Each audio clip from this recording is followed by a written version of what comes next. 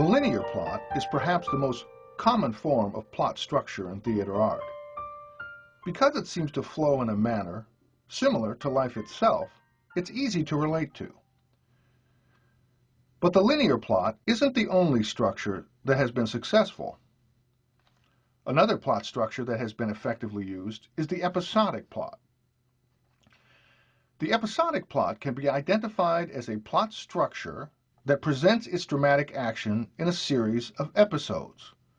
There is no attempt to create a cause-to-effect relationship between these actions. Each episode is connected thematically rather than causally. That is to say that the various episodes may share common themes or ideas. Each episode may use a completely different storyline with different characters. Often, episodic plots contain action that does not unfold in a chronological manner. This allows for such dramatic devices as flashbacks to serve as expositions in a very dramatic fashion. By showing the audience past events in the characters' lives, rather than telling the audience in an indirect manner, the information becomes much more dynamic. A play presented with an episodic plot tends to have the effect of creating a narrative for the audience rather than the effect of a reenactment that is common to the linear plot. Episodic plots are rendered more like a story that is being told, rather than the feeling of watching an experience that unfolds before us, like in a linear plot. The primary difference between the linear plot structure and the episodic plot structure is the overall effect that each seem to have. As we mentioned before, the linear plot's effect is created by rising and falling action.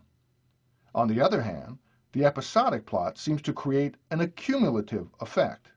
In other words, the action doesn't build and change with each preceding action. Each action and episode in an episodic plot seems to accumulate in the imagination of the audience and then has an overall effect that is evident when the play is complete. Perhaps the earliest examples of the episodic plot structure is found in the ancient Greek tragedies. If you recall, Aristotle referred to the acting scenes of Greek tragedies as episodes. You'll find that written versions of the works of Aeschylus, Sophocles, Euripides, and Aristophanes are divided into episodes that alternate with choral passages. A good example of a play with a strong episodic plot is the A.R. Gurney play entitled The Dining Room. In Gurney's play, there is only one set, a dining room in a northeastern American town. The play presents one episode after another, many of which overlapped, with action performed by 6 actors. The play goes back and forth in time. One scene, which takes place during the 1970s, is followed by a scene in which the characters are talking about events of World War II. There are scenes where different class distinctions are explored, as well as action that reflects the typical American family of the past compared to those of today. Does the dining room represent America? The play explores the themes of class, family, and shifting morality in America.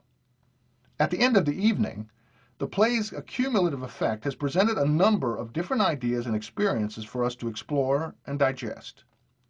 Though it's true that Greek tragedies were divided into formal episodes, very often the action did follow the linear plot formula.